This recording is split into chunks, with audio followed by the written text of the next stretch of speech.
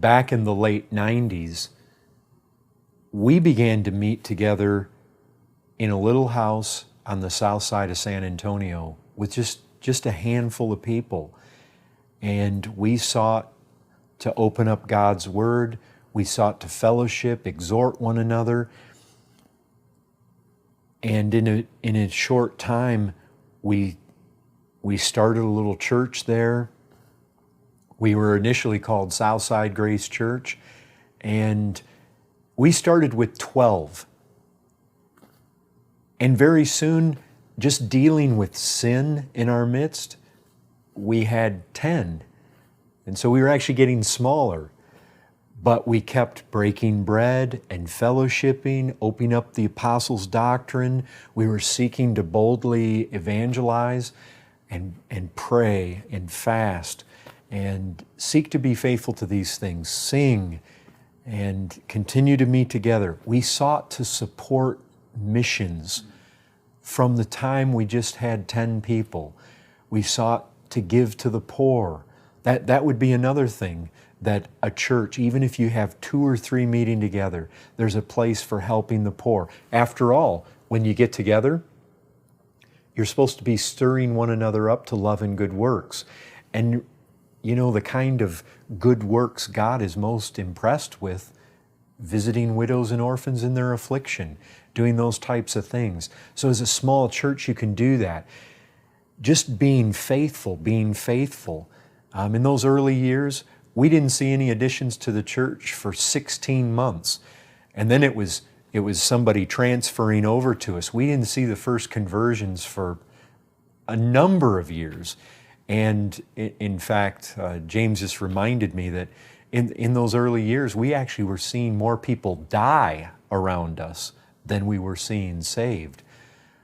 But there was a place to just continue praying and continue evangelizing. And in the course of time, we began to see God faithfully come through and begin to save and multiply the spiritual giftedness in the church, and begin to grow the church numerically. But sometimes those early years can be very discouraging. It can be very discouraging when you go 16 months and you've lost 2 and added none. That can become very discouraging. But just praying through and seeking to encourage one another and stir up one another to love and good works.